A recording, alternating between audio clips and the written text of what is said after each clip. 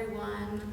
Today is day 5 in our Advent series, so go ahead and add day 5 star to your nativity scene. Today, we are going to hear about the people God picks.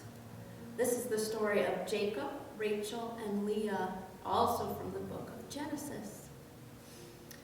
Abraham had a son named Isaac, and Isaac had a son named Jacob.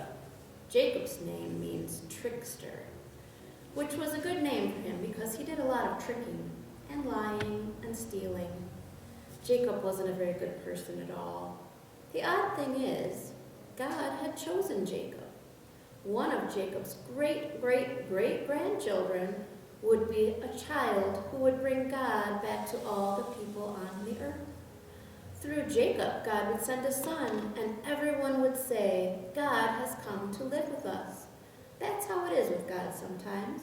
He doesn't always pick the people we might think.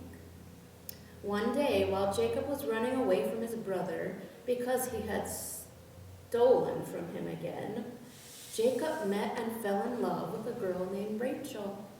No one was surprised that Jacob fell in love with Rachel. She was young and pretty. Of course Jacob loved her and wanted to marry her. Jacob was so in love that he promised Rachel's father he would work for 7 years just so he could marry her. 7 years! What a long time!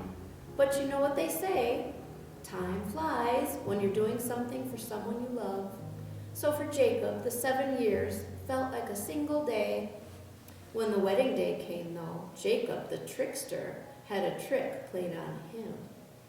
Rachel's dad decided to have Jacob marry Rachel's sister Leah instead. Jacob didn't know until it was too late, and the boy, he was mad. He didn't want to pick Leah because he didn't think Leah was pretty. He wanted to pick Rachel, but God wanted to pick Leah. Jacob, of all people, should have known that God doesn't always pick the people we might think.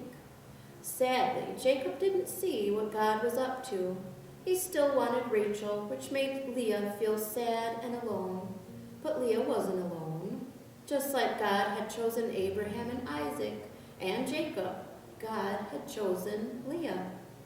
Through Leah, not Rachel, God would send a son, and everyone would say, God has come to live with us. You see, God was with Leah. Even when it was hard, even when her husband didn't love her, even when Jacob picked Rachel instead of her, God was with Leah. God gave Leah lots of children, and those children helped Leah feel happier than ever before. But what made Leah happiest wasn't her children. It was believing that one of her great-great-great-grandchildren would be the child who would bring God back. For now, though, Leah knew that even with her children, God seemed far away. So Leah began to hope and to pray.